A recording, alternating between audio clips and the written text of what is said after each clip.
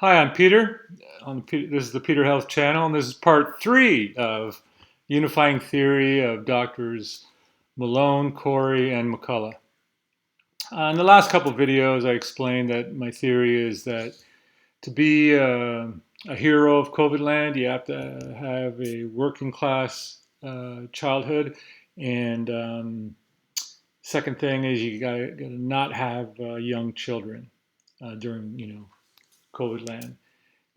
They either have to be grown, meaning like in college or older, or maybe senior in high school at the youngest, and then you know that then allows them to burn their own careers down to the ground without risking their children if they had any.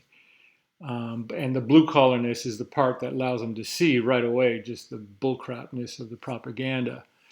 And so then it got me thinking about this guy named Andrew Hill, because I think was it Kory or Malone? No, Kory published some really interesting Substack articles about this fellow Andrew Hill, who turned out to be a guy trying to do the right thing, but basically the tentacles of pharma got into him, and he ended up doing their bidding, even though he started off on the side of Kory and the other people trying to get ivermectin, the horse paste used, and Hill was agreeing with them, and he actually published a preprint paper where he showed he agreed completely with them and how the data and the evidence showed that this was the horse paste was effective.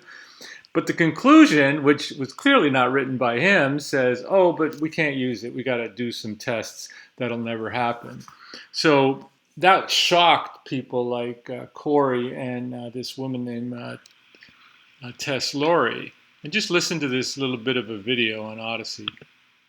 On ivermectin. Why did you let them influence your conclusions? Whose conclusions are those on the review that you've done? Who's not listed as an author, who's actually contributed? Well, I mean, I don't really want to get into. I mean, I think it needs to be clear. I think that's enough. You see the guy? That's Andrew Hill in that picture. He doesn't even look at her.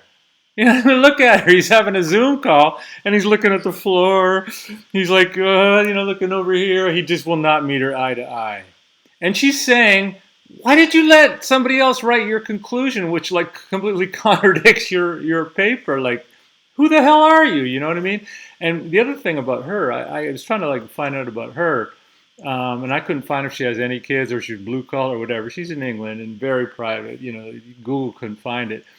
But do you see her interrupt him? Like he's a schoolboy. Like this is a guy who's just squealy and whatever, and he's smart enough to know better, and she's just jumping in like his mom, and just I don't want to hear any of that bullshit. You know what I'm saying? And I love this interview.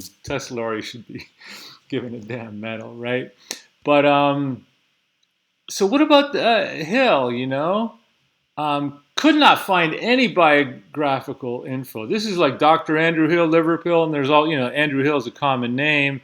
If we take away plus wife and we research, then we get pictures of there he is. There's the mealy-mouthed guy, but no pictures of family or kids or wife or anything or news or anything. So as far as I was trying to find maybe he's gay as a partner. I don't know, but what I'm saying is I don't think he has.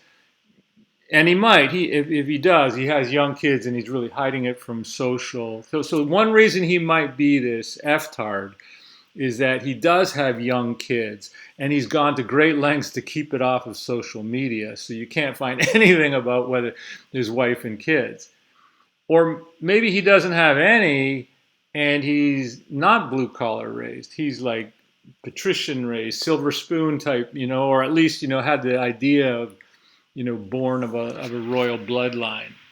But yeah, no, I don't know. I don't know if these ideas are correct, but that's my hypothesis.